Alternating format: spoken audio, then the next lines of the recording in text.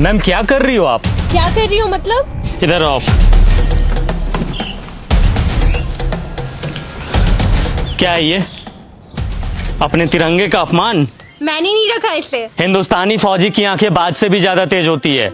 चलो मान लिया आपने इस झंडे को यहाँ नहीं फेंका, पर उठा तो सकती थी ना। ओ फौजी सुन, ज्यादा ज्ञान मत दे, औकात में रह अपनी। अपनी औकात में ही हूँ। अगर मेरी आंखों के सामने कोई तिरंगे की बेइज्जती करेगा ना तो आंखें निकाल लूंगा मैं उसकी। क्या सिर्फ हम फौजी का ही कर्म है तिरंगे की हिफाजत? ये कोई ऐसी वैसी चीज है क्या? अपने देश की आन बान शान है ये, और तिरंगे की हिफाजत सिर्फ फौजी का कर्म नहीं बल्कि हर हिंदुस्तानी का फर्ज है।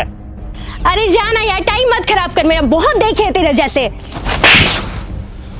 मेरे जैसे नहीं देखे होंगे।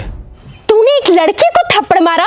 लड़की को नहीं मारा, बल्कि बदतमीज लड़की को मारा।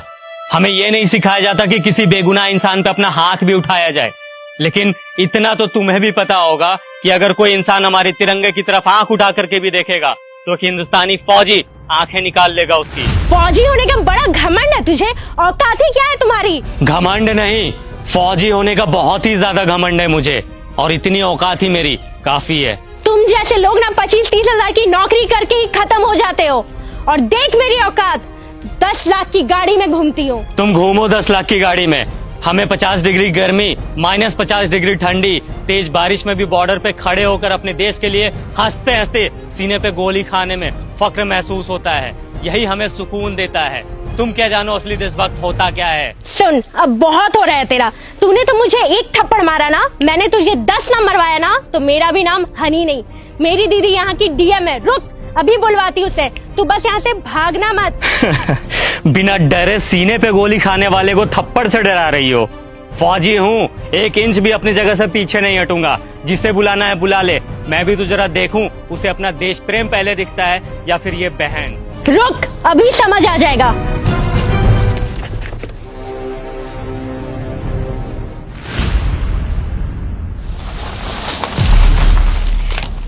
दीदी, यही है वो इंसान जिसने मुझे थप्पड़ मारा है। कितना मारा? एक, वो भी बहुत जोर का। कम ही मारा था। तुम एक फौजी के बारे में बुरा भला बोल रही हो, समझ में आता है ये कौन है? मैम सॉरी, बट शायद आपकी बहन कुछ ज्यादा ही मॉडर्न है। इसे तिरंगे की वैल्यू समझाने की जरूरत है। इसने ये तिरंगा इधर फेंका और जा रही थी। वो फट गया तो तू रख के क्या करती? अच्छा फट गया था, 1 मिनट मैम।